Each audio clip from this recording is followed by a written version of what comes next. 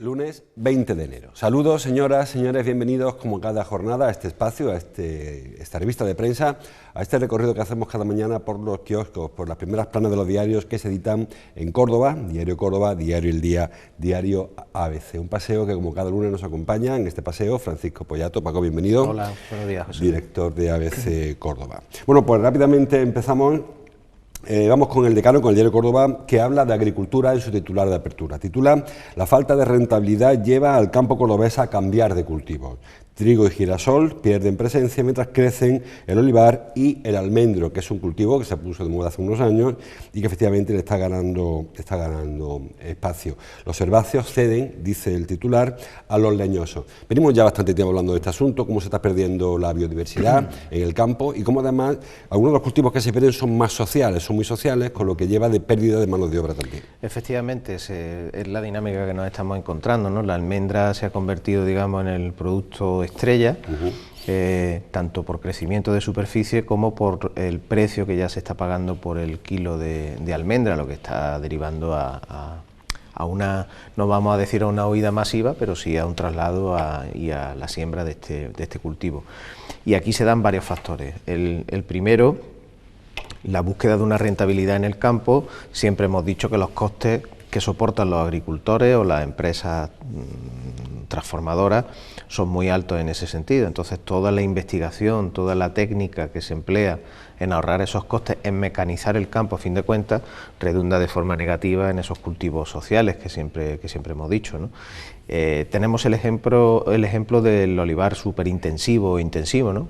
En poca superficie, muchísimos árboles plantados, pero desde hace un tiempo se ha estudiado perfectamente qué variedad de olivar es la apropiada para ese tipo de cultivo, para que a su vez produzca muchísima más cantidad de aceituna y a su vez de aceite, abaratando los costes. Eso luego tiene otra repercusión negativa, y es que se mete mucho más aceite en el mercado, claro, y deriva en una bajada de precio, que es lo que también se vienen quejando los agricultores desde hace tiempo, ¿no? Que no remontan los precios del aceite.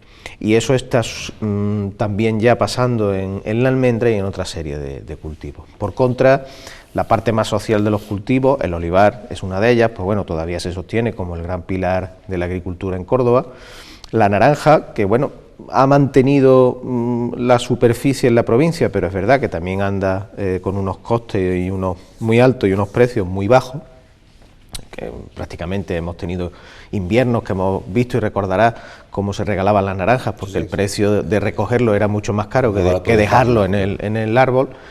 Y por supuesto todo lo que es el trigo, girasol, algodón, que han sido además cultivos tradicionales de Córdoba, de la campiña cordobesa, siempre desde la época de los romanos.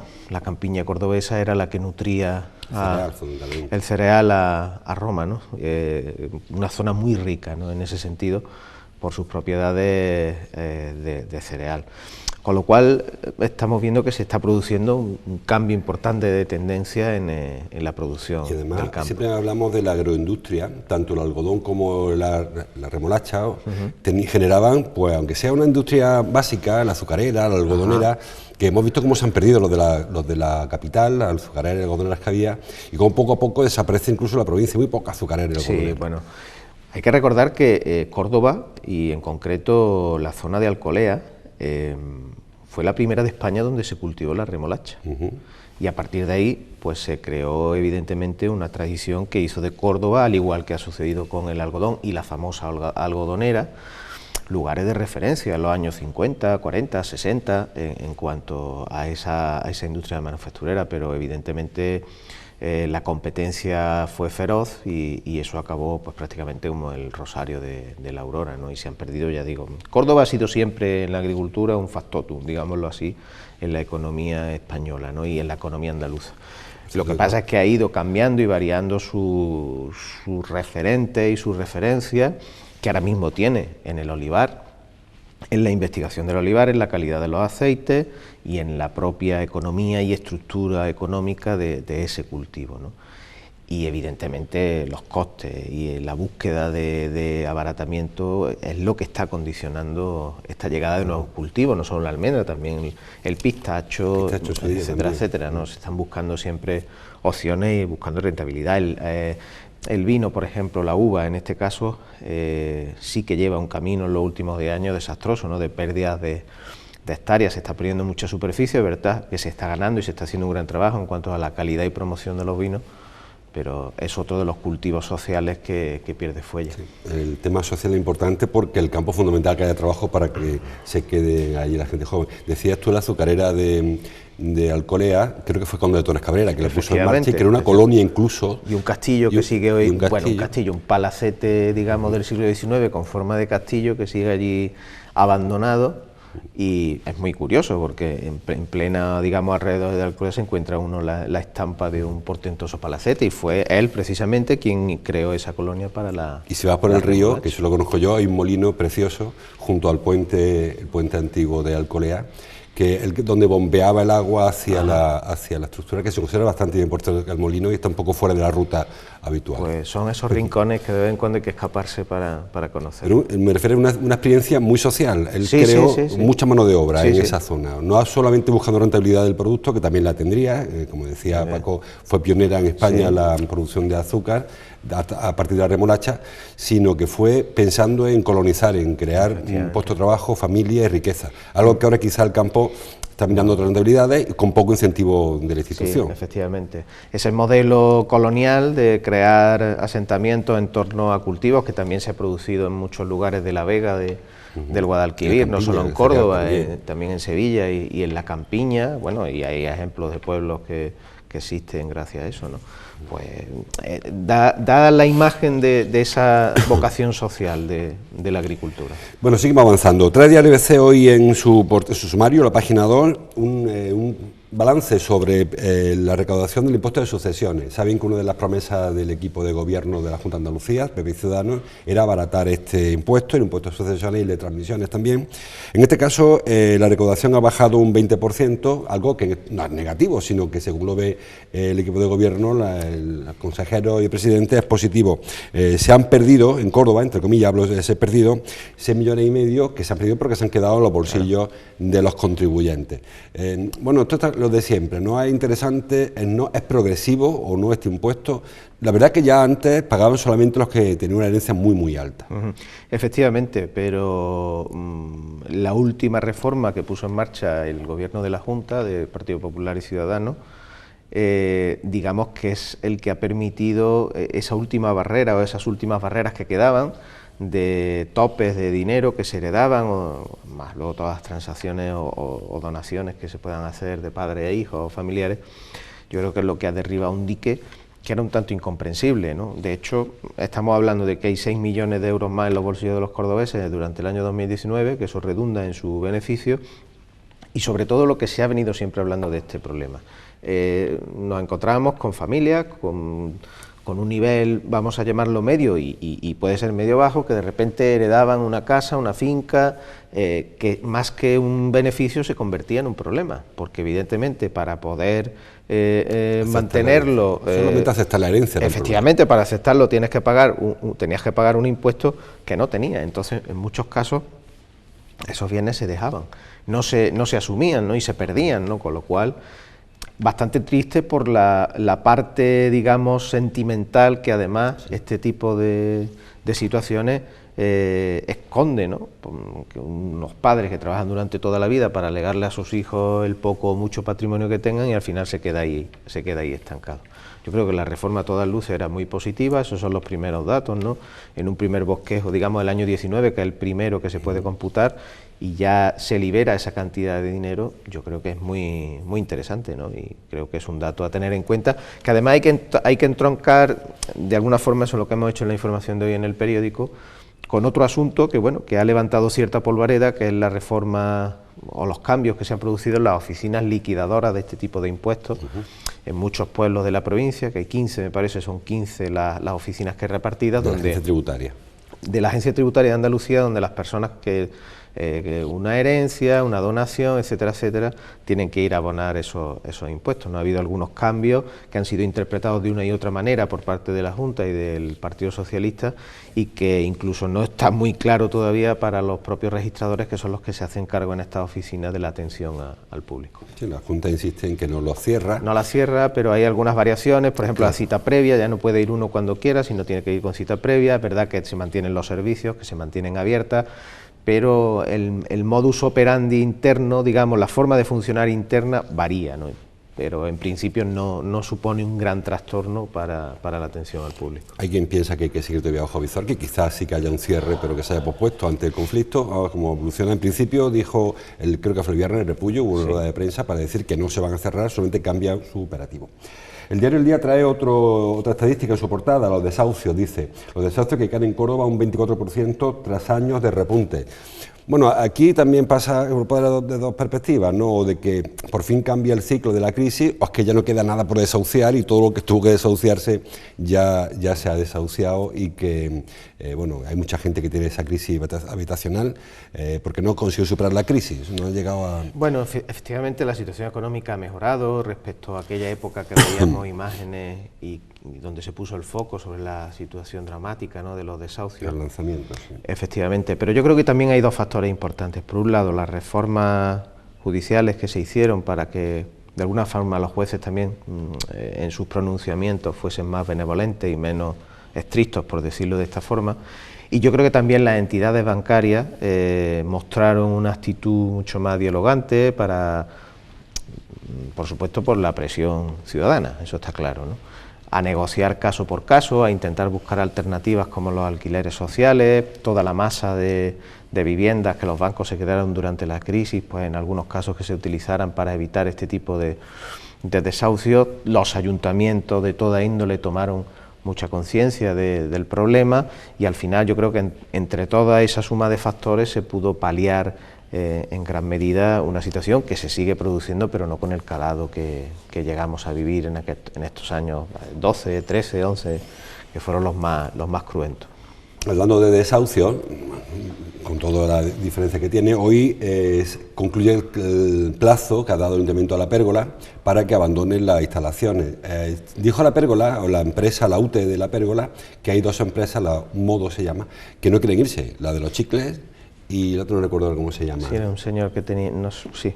Sí, son dos empresas que montaron... Sí, esta... es una especie de Postmodernia. Sí, Postmodernia, efectivamente, sí. Y Wok, esa es la empresa de chicles. Esos chicles tan funcionales y tan extraños que estaban ahí fabricando. Bueno, hoy acaba el plazo. Dijo Salvador Fuentes que el plazo no es ampliable, que ya había dado un tiempo de prórroga para que pudiese trasladarse. No sé qué va a pasar con La Pérgola, y como dice el diario de Córdoba, qué va a pasar con el canon, porque no han pagado los 30.000 euros anuales que tenía de canon en ese edificio, son 4 años, debe 120.000 euros, y ahora el intento quiere utilizar el edificio para otra cosa. Lo primero es que hay que sorprenderse que durante 4 años una empresa se haga cargo de la explotación de un espacio público y no pague el canon, ¿no? Sobre todo que no pague al cuarto, porque el primero no paga, vale, págalo el segundo, el del año pasado, o sea, reclaman el canon. Efectivamente, ¿no? O sea, durante 4 años ha estado disfrutando de un bien de todos de manera gratuita o eludiendo su obligación de pagar, lo cual ya entraña la pérdida de todo derecho hasta incluso protestar, ¿no? Y después estamos viendo que hay dos empresas subarrendatarias, digamos, que entrarían en acuerdo con la concesionaria y que no se quieren ir. Bueno, pues no sé ya qué responde esa actitud, pero evidentemente no tiene ningún sentido. El ayuntamiento quiere trasladar a La Pérgola la Concejalía de Patrimonio y evidentemente, bueno, pues estos flecos van a suponer un obstáculo o tendrán que acabar la cuestión en los tribunales, porque de alguna forma habrá que resolverlo, y supongo que a lo mejor incluso con agentes de la policía local para tener que sacar de allí los enseres de estas dos empresas que defenderán legítimamente lo que ellas entiendan que tienen que defender también en los tribunales. Lo cierto y verdad es que La Pérgola, que es un espacio magnífico, precioso del Paseo de la Victoria, de los Jardines, Desde que se remozó hace ya pues probablemente más de 10 años o 15 años y se le dio aquel primer uso que todos nuestros espectadores recordarán, que mezclaba la hostelería con la cultura y que se convirtió en un espacio que le dio un empujón muy importante a lo que es la vida en esos jardines, aunque luego derivó en protestas de los vecinos del entorno por el ruido, tal. Desde esa época pues ha ido perdiendo tanto interés como funcionalidad, y yo creo que es una buena idea la de trasladar allí una dotación municipal que dé estabilidad y uso y que permita que también los ciudadanos podamos seguir disfrutando de ese espacio de alguna manera, porque es una lástima, es un símbolo de Córdoba en este sitio tan céntrico, que la echemos a perder, ¿no? Sobre todo porque no aún se sabe cuál es ¿Qué sentido tiene aquello? La pérgola se creó junto al monumento al Duque de Rivas. Era una biblioteca. Claro, tenía una parte que era una biblioteca permanente para el Duque de Rivas. Había, los más antiguos lo recordarán, había una parte descubierta con una pérgola, unas parras, sí, donde se supone que habría lecturas poéticas en torno a Ángel de Saavedra. Había también una zona expositiva, había una parte incluso se utilizó en su día para música. Y luego se decidió que aquello tenía que ser un edificio, se convirtió en un bar, básicamente, y en una esquinita un salón de usos múltiples. Y lo que han hecho ahora los nuevos concesionarios es crear un coworking. Por eso existen dos empresas que no son subarrendatarias, son usuarias, sí, que claro, que pagan un alquiler o pagan lo que le corresponda por el uso, pero bueno, por eso creo que tiene menos sentido el decir que se tienen que ir, porque evidentemente es una cuestión administrativa, ¿no? Con el incumplimiento gravoso de la concesionaria, ¿no? La verdad es que, como tú dices, de momento yo creo que el trasladar allí la Concejalía de Patrimonio es una solución que yo creo que intenta al menos evitar que eso permanezca cerrado más tiempo, ¿no? Sí. Hasta que se pueda armar un expediente, sacar otro concurso, y el problema está en concitar el atractivo y el interés a empresas con un determinado fin, que yo creo que en paralelo debería estudiarse, ¿no? Porque, como hemos estado repasando, tiene un origen tan bonito, tiene una vocación cultural en un espacio determinado, que probablemente hoy no tuviera sentido, y máxime si tenemos la gran biblioteca que se está terminando de construir un poco más arriba. Pero bueno, yo creo que en paralelo debería estudiarse esa posibilidad, no sé si como sala expositiva permanente o buscarle otra apetencia. Lo que pasa es que siempre el uso hostelero ha sido como el reclamo para que en ese espacio, en cualquier otro que está cerrado, pues por lo menos cubrir las espaldas de que pueda permanecer abierto. Yo, de todas formas, yo que soy un romántico, tú también, para este tema de la literatura, parece que hay que recuperar jardines para la literatura. Pues y hay otro proyecto muy bonito, los jardines de los Patos, la agricultura, muy cercano a la Rosaleda. Eso era otra biblioteca. Claro, había ahí, si recuerdan, hay unos bancos con azulejos que en su día eran muy hermosos. Algunos ya abandonados, que están muy abandonados, muy deteriorados. Y que eso también habría que recuperar para, yo sé, sábado por la mañana, llevar allí a los críos y leer algo, hacer títeres, no sé, pero a Córdoba le falta ese toque callejero. Puede ser una buena idea esa, ¿no? El mantener una vocación cultural y literaria ligada a lo mejor al público más pequeño, ¿no? La Biblioteca Central de Lepanto mantiene muchas actividades dedicadas a los niños de esa forma, pero el ampliar a este punto de la ciudad otro punto, digámoslo, valga la redundancia, para ello, o para actividades ligadas a los más pequeños desde el teatro, no sé. Lo que pasa es que volvemos a mantener y sostener y hacer rentable, eso es bastante complicado. Para la lírica, como siempre.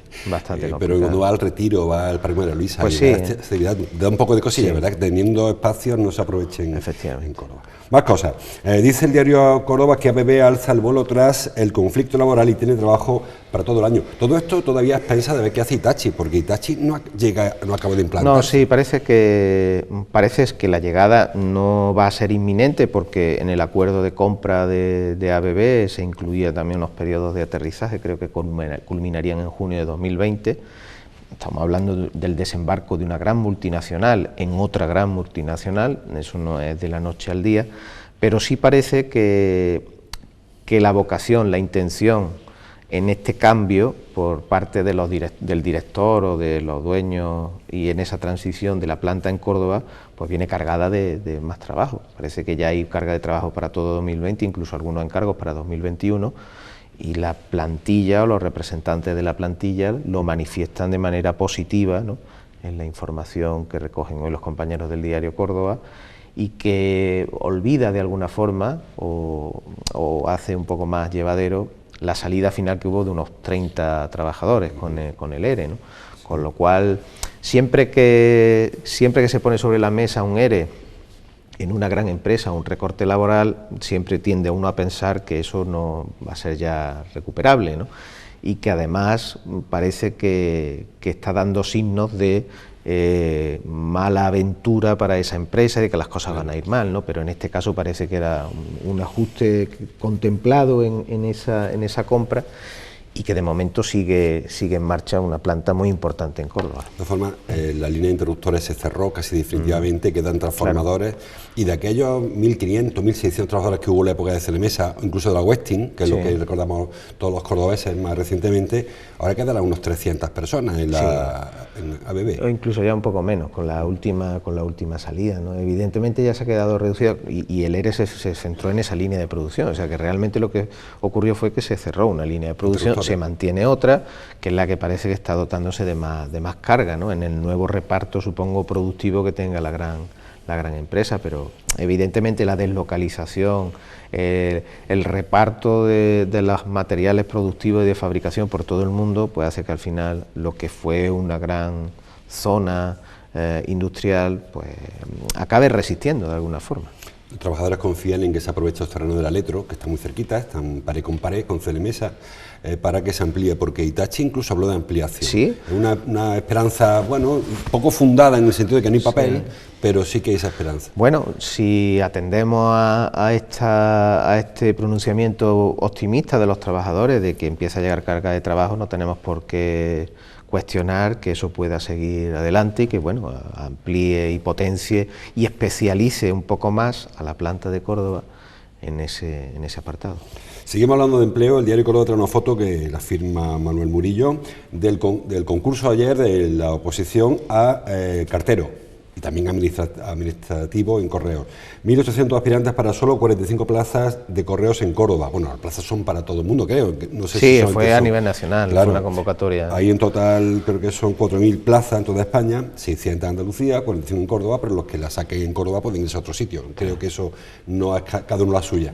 Una foto que, bueno, hacía tiempo que no veíamos esas fotos de oposiciones masivas porque no había concursos masivos. Se han congelado muchísimas oposiciones, ahora empezamos a verlas de nuevo, ¿no? La Junta de Andalucía en la enseñanza, también en sanidad se están sacando.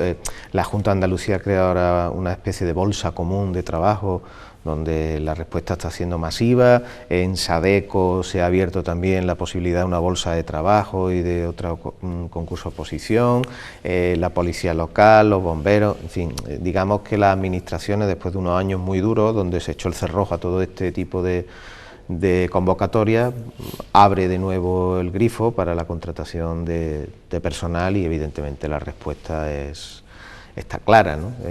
Quien busca un puesto de trabajo lo más estable y lo más seguro posible, ¿no? Y luego además una cosa para la esperanza, digo, tampoco hay que ser, pero solamente se presentaron el 60% de los inscritos, es decir, hay mucha gente que se apunta por ver, ¿no? Y que luego el de antes dice, mira, que no voy a perder el tiempo. Es decir, que muchas veces estas colas, estas fotos enormes, hay mucha gente que no se ha preparado. El que se las prepara al final acaba entrando. Claro. Digo porque puede ser desesperanzador ver estas colas. Claro, porque podemos pensar que está la cosa muy mal, claro, hablando de esta forma tan llana, ¿no? Pero como tú bien dices, son muchos los que se apuntan, no son todos los que participan, luego. Los que acuden incluso pueden ser personas que tengan un puesto de trabajo y lo que aspiran es a intentar buscar otro mejor. O sea, no podemos dejarnos llevar por la evidentemente magnitud de una cola o de una multitudinaria convocatoria, ¿no? Que evidentemente lo que está diciendo es que las personas quieren mejorar, no sabemos si porque no tienen trabajo, porque lo tienen y lo consideran insuficiente. Pero es verdad que siempre entraña ese terreno de interpretación. Ayer, como anécdota, tengo una conocida que es formadora y que fue el examen por ver el examen. No tenía intención ninguna de aprobarlo, sino quería solamente ver el examen, ver cómo se respiraba aquello, porque dice que eso le sirve para formar luego a los aspirantes, en este caso a carteros administrativos, que es lo que sería ayer. Hablamos de ocio. El diario El Día trae en el sumario: Montoro aprovecha el arenoso para la pesca deportiva. Montoro se refiere al pueblo, el arenoso se refiere al pantano. Hemos hablado muchas veces de este asunto, Paco, de cómo se desaprovecha en Córdoba una serie de recursos, en este caso hidráulicos o hídricos, También medioambientales, también parques naturales que tenemos en la provincia de Córdoba, Subética, Cardeña, Hornachuelos, y en otras provincias como lo tienen como pieza fundamental en su desarrollo. En Córdoba el tema del arenoso es un empeño de Ana Romero, de la alcaldesa, que quiere dar vidilla a su pueblo por ahí, y arenoso se embarca muy mal, está preparando el ayuntamiento una zona de embarque más accesible, y creo que era un ejemplo a seguir para muchos otros sitios. Yo creo que lo que ha pensado la alcaldesa de Montoro es que habrá observado lo que está ocurriendo en Innájar, habrá observado lo que también está ocurriendo en La Colada. Hornachuelos también. En Hornachuelos, evidentemente, que bueno, lo de Hornachuelos merece hasta capítulo aparte, ¿no? Primero por la gran cantidad de recursos que le están llegando y después por la cantidad de iniciativas. Yo estuve hace poco en Hornachuelos y me pareció el entorno espectacular, evidentemente, y la gran cantidad de iniciativas que hay en marcha. La verdad es que es bastante llamativo, ¿no?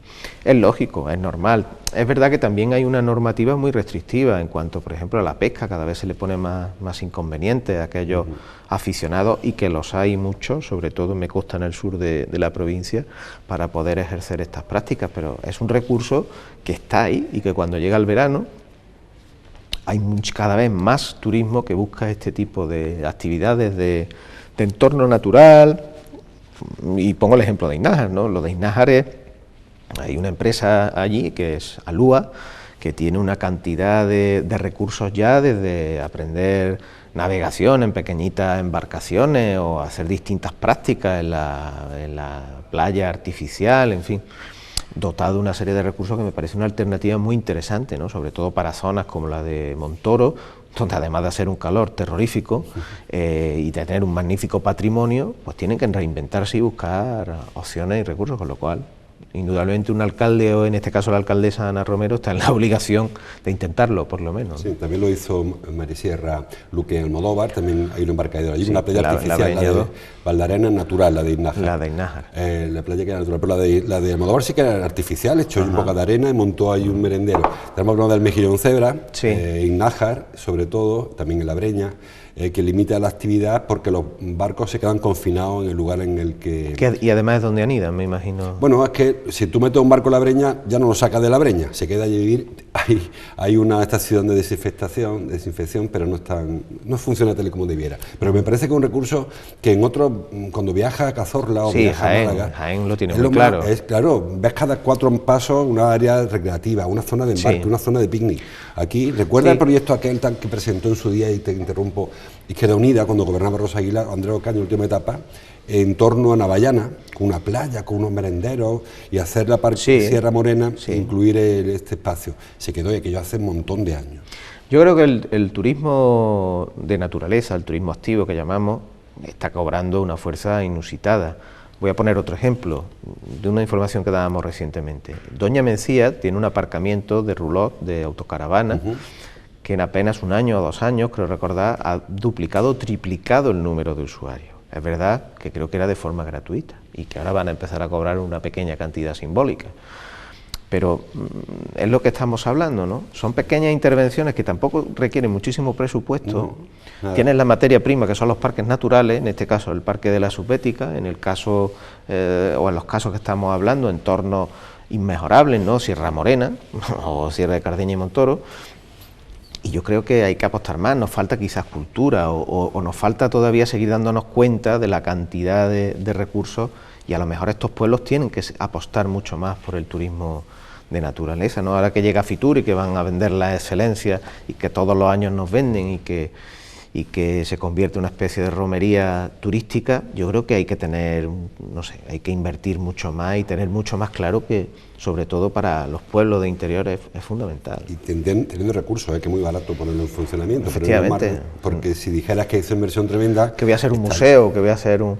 ¿Qué ejemplos hay en la provincia de gastos desmesurados que no han servido para nada, ¿no? Pero bueno, tenemos unos recursos que hay que aprovechar. En Pedro han abierto un embarcadero hace poquito también, pensando en aprovechar su río, y creo que se están dando cuenta poco a poco los ayuntamientos, que son los que más interesados están en llevar turismo allí, de las posibilidades que tiene este asunto. Vamos terminando. El diario El Día trae la parte alta: la Hermandad de la Soledad cambia de sede, o su sede canónica, y se va a Santa María de Guadalupe, los franciscanos, a la calle 28 de febrero se llama, ¿verdad? Bueno, un tema que ya se viene hablando hace mucho tiempo, no va a ser inmediato, será para la Semana Santa que viene, aunque va a significar un cambio importante en la hermandad. Sí, evidentemente, una decisión de ese calibre siempre supone un trastorno, y para el mundo cofrade, pues bueno, el hecho de que pueda ser bien o mal asumido, ¿no?, por los años que lleva incardinado en una zona y el traslado a otra, pero bueno, parece que en este caso tenían muy claro que era el cambio necesario, y entiendo que la llegada a los franciscanos pues vendrá arropada por parte de este centro educativo y el obispado, suponemos, el obispado, evidentemente, que siempre tiene que autorizar el cambio de sede, y bueno, a ver cómo les marcha. La Soledad siempre estuvo en Santiago, desde su fundación, aunque parece que se fundó con alguna otra sede canónica en mente, pero acabó en Santiago, y ahora quizá busque el colegio, ¿no? Porque están viendo cómo funciona muy bien hablamos del prendimiento, por ejemplo. Sí, el Nazareno. Claro, que se arriman a un colegio, son hermandades que se vinculan a los grupos jóvenes de los colegios. En el caso de la Soledad, que está un poco estancadilla, esa hermandad que no claro, puede avanzar. Yo creo que es uno de los fines que persigue, ¿no? El contar con una masa joven que renueve y dé sangre nueva a una cofradía. Tú has señalado un ejemplo clarísimo, el prendimiento y salesianos, ¿no? Pero el Nazareno y el Colegio Jesús Nazareno, o Santa Faz y los colegios, Cayetano con el Caído con el Carmen, en fin, es una base fundamental en el funcionamiento, ¿no? Y a lo mejor en las parroquias, en este caso en Santiago, pues queda un poco más alejada, en una zona menos poblada, ¿no? Con ya una hermandad muy consolidada, que Las Penas también. Que Las Penas, entonces, bueno, es lógico que busquen su... Bueno, pues será dentro de 2 Semanas Santas, no esta que viene, porque además significará un cambio importante en itinerario. El Viernes Santo estaba ya un poco saturadita, y además las que vienen, alguna quiere procesionar Viernes Santo, y salir desde allí de 28 de febrero implica cambio importante para cruzar al Alpargate, en fin. Un recorrido mucho más largo, por hermandad de silencio, que quizá incluso le obligue a cambiar un poco el estilo del desfile procesional, que lo iremos viendo con el tiempo. Bueno, queda poco tiempo ya, estamos fuera de hora. Fotos para Alejandro Gómez, Palomo, Spain, que triunfó en París, lo trae el diario Córdoba, por ejemplo. Palomo Spain sella su idilio con París, también el diario El Día, lo están viendo. El cordobés Palomo Spain lleva a París una colección inspirada en el Greco, también lo trae el diario ABC en Páginas Interiores. Bueno, este hombre no para, y quizás esta colección, lo más importante es que él fue hace unos años abriendo la Semana Joven y ahora está cerrando la Fashion Week, o sea que ya tiene un nivel importantísimo. Sí, y además muy asentado su nombre en París, ¿no? No llega ya como un advenedizo, sino que llega ya consolidado, ¿no? Y además me imagino que en París sus propuestas, ¿no?, que nos pueden a lo mejor chocar, ¿no?, porque son muy atrevidas y además mezclan conceptos muy creativos, ¿no? Es una moda muy llamativa. Pues tiene un predicamento tremendo, ¿no? Lo que le ocurrió a Palomo Spain es que ya era más conocido fuera de España que en España. Sí. Y ahora es cuando en España se le está conociendo, bueno, a lo mejor a través de su participación en un programa de televisión española, ¿no? Pero evidentemente él en Estados Unidos o en Francia, en París en este caso, había dado, digamos, la llamada fuerte antes que en España, ¿no? Solamente cabe felicitarlo, ¿no?, por esos logros, ¿no?, y sobre todo por una cuestión muy importante, por el arraigo de su empresa realmente con Córdoba, ¿no?, porque su planta de fabricación está en Posada. Bueno, de hecho esa lleva costurera de Posada a París, no tiene un equipo en París y otro en Córdoba. O sea, toda la vida se la lleva. Es absolutamente extraordinario, ¿no? Cómo mantiene la vinculación con su pueblo, donde es adorado, y bueno, eso hay que reconocérselo también, ¿no? Perfectamente podría estar en otro punto no solo de España, sino del mundo, ¿no? Sí. Y sin embargo apuesta por esa mano de obra y ese sello propio, autóctono. Bueno, pues terminamos con el fútbol en un minuto. Las 3 portadas son para el Córdoba también. La foto del diario ABC, una foto de Valerio, que por cierto, comentaba con Paco, espectacular. La foto y el salto lo tienen de Yetey. Fíjense la altura que gana este hombre en el salto. Bueno, pues otro pinchazo en casa que aleja el playoff, titula el diario ABC, el diario El Día. La foto es de Alex Gallegos. Un pinchazo y más problemas. Sin el diario Córdoba, un cintillo, sufre para empatar. El Córdoba mantiene su involución en el juego y acaba 1-1. Una ocasión perdida sobre todo, porque de los 8 primeros solamente ha ganado Marbella. Y el Córdoba pudo haberle ganado a un equipo como el Villarrubia, que no parece que sea el rival. Pues sí, sigue amagando y sigue sin dar, ¿no? Está ahora mismo inmerso en una situación transitoria porque están saliendo jugadores, están llegando algunos nuevos, tienen que llegar más. Y estamos en ese momento en el que prácticamente el equipo se está armando de nuevo, con lo cual supongo que para el entrenador no será fácil esta circunstancia, ¿no? Pero se le pide un poco más de efectividad en ese sentido. Ya hemos dicho muchas veces que esto no es una categoría de lucimiento, esto es una categoría de aprovechar las oportunidades, y aquello que ha conseguido fuera, pues si en casa no lo remata y en casa es fundamental ganar todos los partidos, pues le va a seguir costando mucho esfuerzo alcanzar y entrar en el playoff. Es una categoría complicadísima, si segunda división es difícil, segunda B ya es casi imposible, entonces todos estos pasos hacia atrás no invitan al optimismo, queda mucha liga todavía, pero a ver si puede finalmente configurar ya la plantilla y buscar cierta estabilidad. Ayer castigó un poco la grada, la indolencia de Agner, porque parecía como que no reaccionaba, ¿verdad? Sí, yo creo que lo que ocurre ya en la grada es que el nivel de exigencia ha aumentado, ¿no? Hace 2 meses la grada se manifestó tremendamente generosa al entender las circunstancias y que de lo que se trataba era de salvar el fútbol, y ahora en cuanto el Córdoba pegó un estirón y se puso ahí de nuevo con el playoff, pues claro, el nivel de exigencia es el que es que el equipo tiene que estar donde tiene que estar, ¿no?